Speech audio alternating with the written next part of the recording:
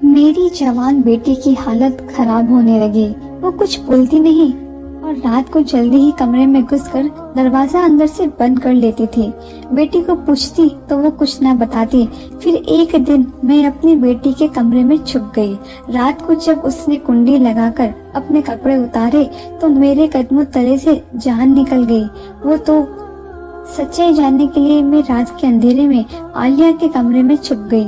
मेरी बेटी आलिया किसी गुलाब की कली की तरह खिल रही थी कि अचानक ही वो मुरझाने लगी थी।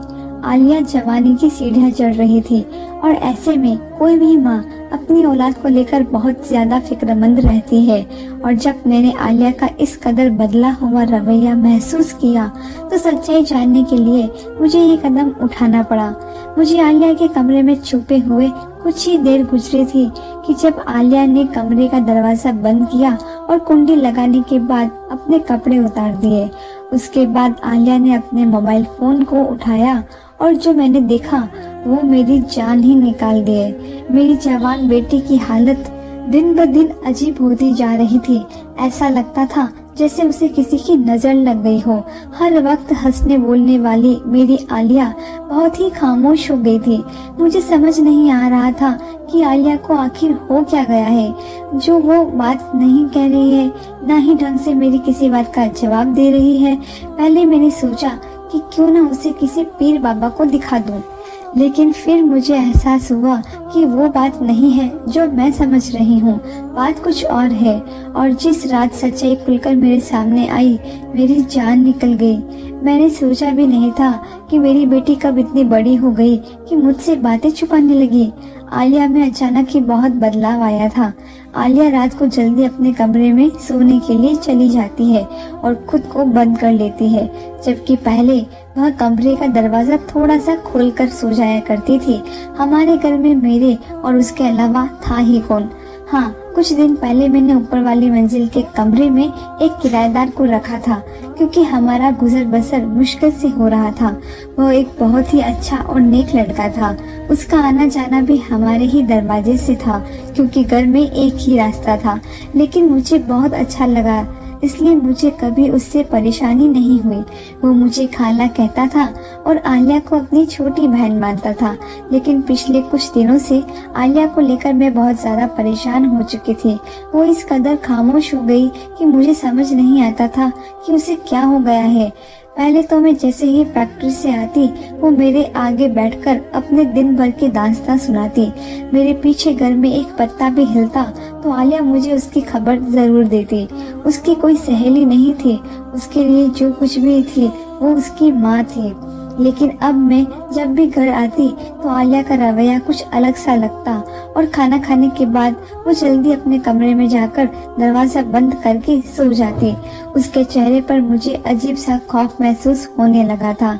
आलिया के पापा के इस दुनिया से जाने के बाद मैंने आलिया को अपनी पलकों पर बिठाकर रखा था और उसे कभी किसी चीज की कमी नहीं होने दी।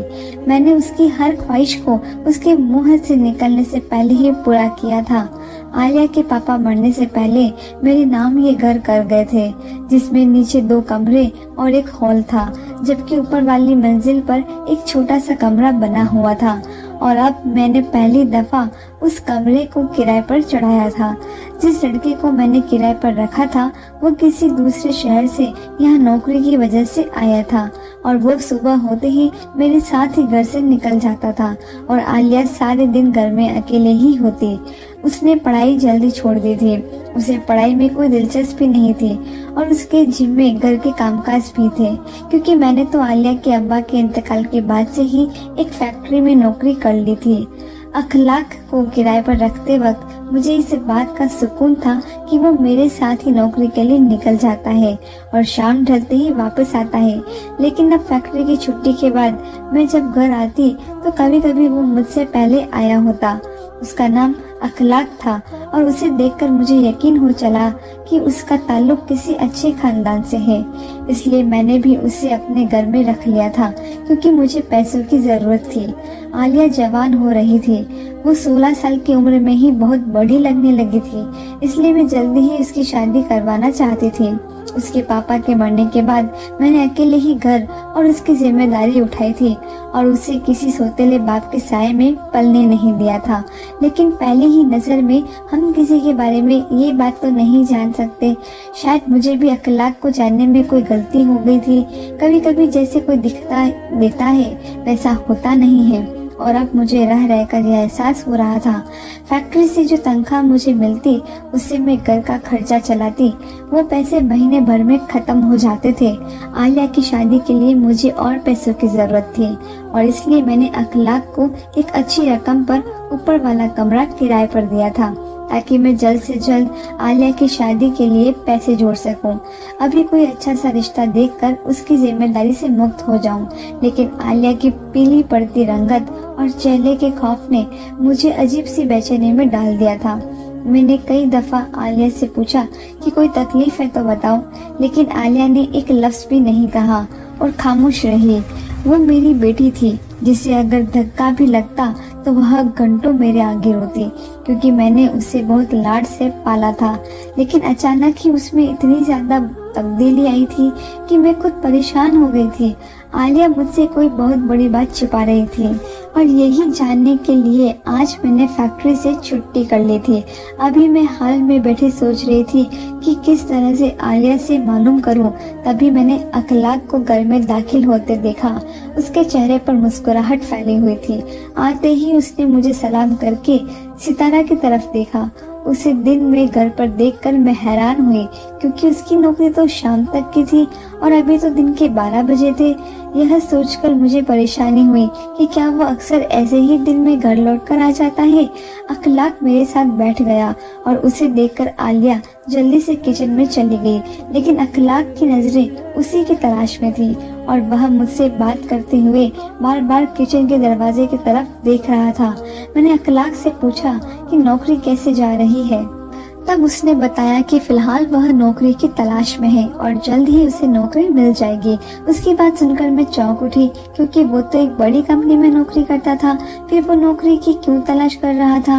वो कहने लगा कि खाला 15 दिन पहले ही मेरी नौकरी खत्म हो गई है और अब मैं नई नौकरी की तलाश में हूँ। वो बता रहा था कि वो रोज ही कुछ घंटे नौकरी की तलाश में सड़कों पर घूमता है, लेकिन आज के दौर में नौकरी की तलाश इतना आसान नहीं है। वो तो और भी बहुत कुछ कह रहा था, लेकिन मेरा दिमाग एक ही बात पर अटक गया था कि पिछले 15 दिन से दिन के वक्त भी घर में वो मौजूद रहता था और आलिया ने इस बात का जिक्र तक नहीं किया। मेरे दिल में अजीब अजीब ख्यालात आने लगे। आलिया की रोज रोज बिगड़ती हुई हालत और अखलाक की नजरें मुझे किसी अनहोनी का पता दे रही थी और जो कुछ मेरे दिमाग में चल रहा था मैं वो बयान नहीं कर सकती थी। दोपहर के खाने के बाद मैंने बातों बातों में आलिया से अखलाक के बारे में सवाल किए तो वह चौंक कर मुझे देखने लगी। उसके बाद वो सरसरी सी हाँ हूँ में जवाब देते हुए निवाला ही खाकर उठ गई। मैंने आलिया को आवाज देकर कहा कि आज तो तुम्हारी पसंद का खाना बना है, फिर क्यों इतनी जल्दी उठकर आ गई हो। आलिया पलट के मेरी तरफ देखकर मुस्कुराई, कहने लगी अम्मा गर्मी बहुत है, कुछ खाने को जी नहीं चाहता। आलिया की ये बात सुनकर मुझे बहुत परेशानी हुई, क्योंकि आलिया को हमेशा से ही गर्मियाँ बहुत पसंद थी। सर्दी तो उसे बर्दाश्त नहीं होती थी। बहुत सारे कपड़े पहनने के बावजूद भी वो कांपती रहती थी। सारी सर्दी उसे लगातार खांसी होती और वो फ्लू से परेशान रहती। लेकिन वही आलिया गर्मी से परेशान थी। जब वह सोने के लिए अपने कमरे में जाने लगी तो मैंने कहा कि बेटी कमरे का दरवाजा खुला रखकर सोना, गर्मी बहुत है। वो कहने लगी अम्मा मुझे बंद दरवाजे में ही नींद आती है, अगर मैं दरवाजा खोलकर सो जाती हूँ तो बार बार आँख खुलती है। मैंने एक गहरी नजर आलिया पर डाली जो सिर से पांव तक बदली हुई महसूस हो रही थी। आलिया तो हमेशा ही मेरे कमरे में सोने के बहाने ढूंढती थी, लेकिन मैंने खुद से कुछ वक्त पहले ही उसका कमरा अलग दे दिया था। मुझे फिक्र सताती थी कि एक न एक दिन आलिया को रुखसत होकर जाना है और अगर वो मेरे इतने करीब रहेगी तो मेरे लिए उसे रुखसत करना बहुत मुश्किल होगा, क्योंकि इतनी बड़ी दुनिया में मेरा आलिया के अलावा कोई नहीं था और उसके जाने के बाद मैं बिल्कुल तन्हा हो जाती। मेरी बेटी जवान हो रही थी और जवान बेटियों की माएँ अक्सर ही फिक्रमंद रहती है और कुछ ऐसा ही हाल मेरा भी था। न जाने क्यों सुबह से मुझे अखलाक का वजूद खटक रहा था। रात के खाने के बाद मैंने अपनी बेटी को जबरदस्ती अपने साथ लेकर बैठी कि चलो आज हम दोनों माँ बेटी कुछ देर बातें कर लेते हैं। कि इतने में अखलाक सीढ़ियाँ उतर कर नीचे चला आया। शायद वो कहीं बाहर जा रहा था, लेकिन हम दोनों को देखकर हमारे पास आ गया था। मुझे उसका इस तरह से हमारे दरमियान बैठना आज चिढ़ महसूस हो रहा था, जबकि अक्सर ही हम दोनों बैठकर बातें किया करते थे। जैसे ही वो हमारे दरमियान आकर बैठा तो मैं खामोश हो गई। मैं अकेले में आलिया के साथ कुछ वक्त गुजारना चाहती थी ताकि आलिया से इस तब्दीली की वजह जान सकूं, लेकिन अखलाक की मौजूदगी में मैं उससे कुछ पूछ नहीं सकती थी। कुछ ही देर में मैंने अखलाक से कहा कि बेटा आप भी जाकर आराम करो, रात बहुत हो गई है, हम दोनों भी सोने के लिए लेटने वाले हैं। जबकि मेरा इरादा सोने का नहीं था, लेकिन अखलाक को भेजने के लिए मैंने झूठ का सहारा लिया। अखलाक शायद मेरा मतलब समझ गया था, इसलिए वो खामोशी से उठकर चला गया। मैंने आज तक उसको बहुत अच्छा और नेक ही पाया था, लेकिन शैतान कब किसी को बदल दे इंसान को क्या खबर। थोड़ी ही देर में आलिया भी अपने कमरे में जाकर दरवाजा बंद करके सो गई, लेकिन मेरी नींद उड़ चुकी थी। मुझे अखलाक की नजरें कुछ अजीब उलझन में डाल रही थी। उसका आलिया से बात करने की कोशिश करना, बहाने बहाने से उसे देखना और दिन में मेरी गैर मौजूदगी में भी घर में होना, मुझे सब कुछ अजीब लग रहा था। और सबसे बढ़कर आलिया का बदलता हुआ रवैया। रात मैंने करवट बदल बदल कर गुजार दी और जब सुबह उठी तो आलिया का चेहरा फिर से वह बुझा हुआ सा लग रहा था। ऐसा लगता था जैसे वो रात भर सोई नहीं है। मैं फैक्ट्री से इतनी ज्यादा छुट्टियां नहीं कर सकती थी, इसलिए मजबूरन मुझे आलिया को घर छोड़कर जाना पड़ा। लेकिन मेरा सारा ध्यान उसी में अटका रहा और मैं अपना काम भी सही तरीके से ना कर सकी। बहुत मुश्किल से जैसे तैसे मैंने आधे दिन गुजारा, लेकिन आलिया को लेकर मेरे दिमाग में अजीब से ख्याल आ रहे थे। इसलिए मैंने आधी छुट्टी ले ली और घर वापस आ गई। घर के दरवाजे की चाबी मेरे पास हमेशा रहा करती थी। मैंने सोचा कि आलिया काम में मसरूफ होगी, इसलिए खुद दरवाजा खोलकर अंदर आ गई।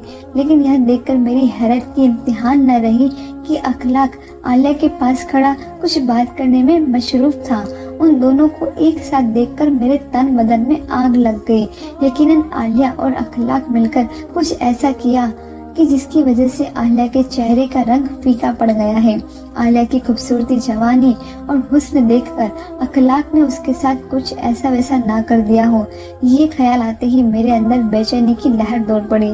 मैंने दिल में इरादा कर लिया कि मैं अखलाक को फौरन ही चलता कर दूंगी और अब कोई नया किराएदार नहीं रखूंगी। अपनी बेटी की खामोशी के पीछे यकीनन कोई बहुत बड़ी बात छुपी हुई है और अब मुझे इस वजह को जानना था।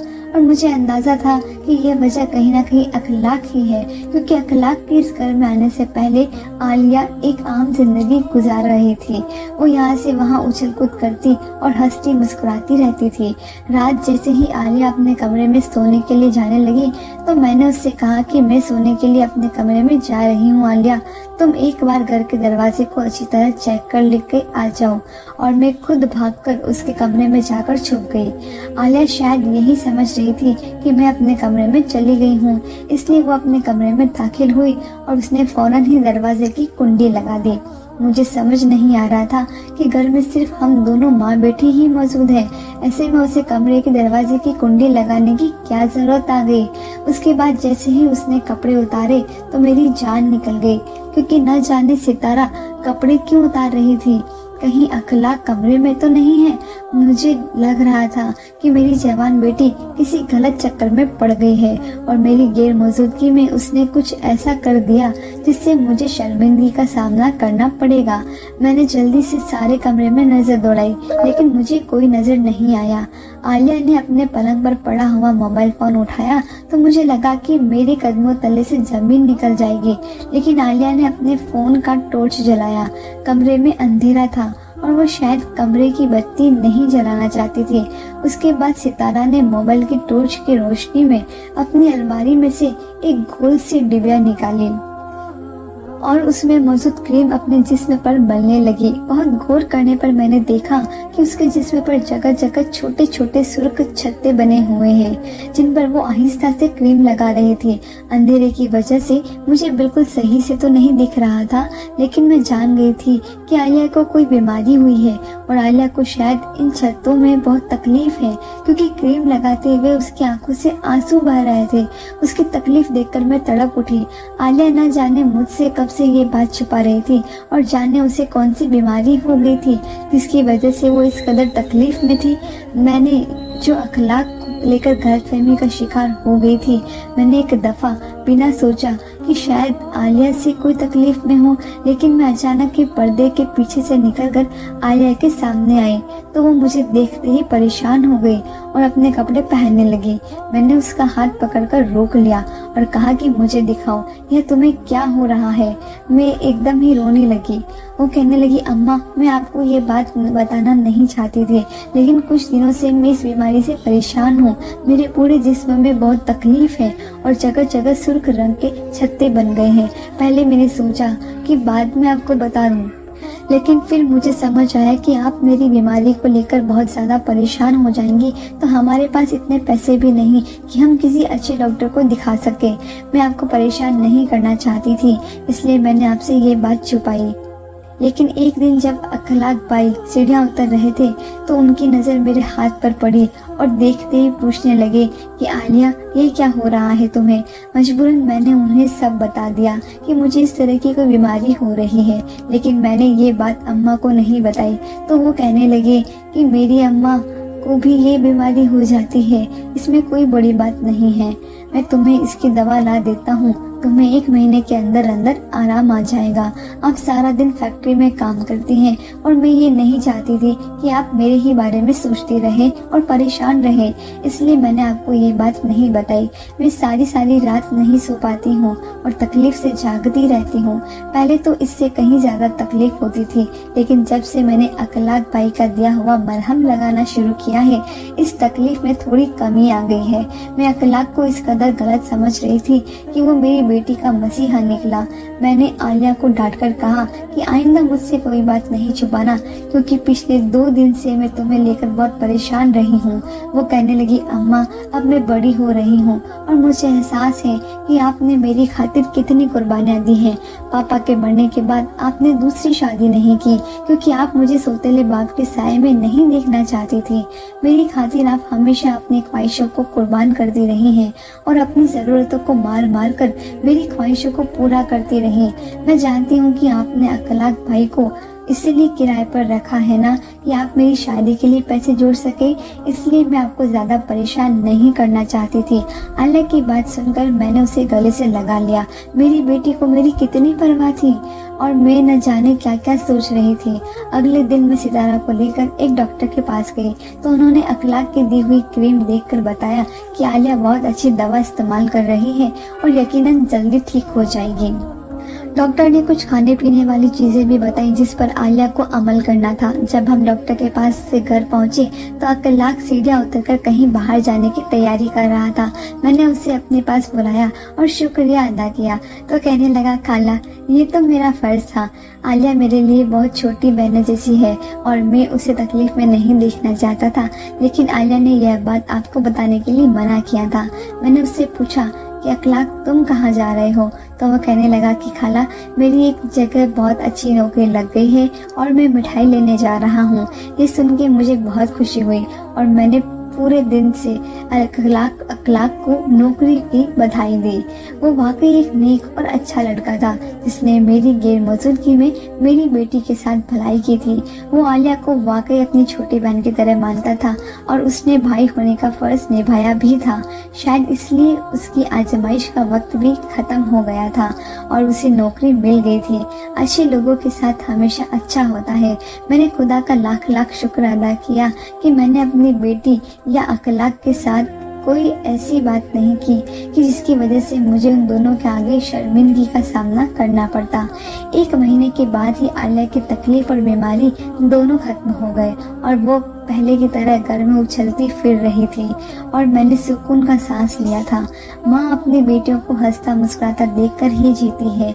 आलिया को हंसता मुस्कुराता देख मुझे नई जिंदगी मिल गई थी। धन्यवाद दोस्तों।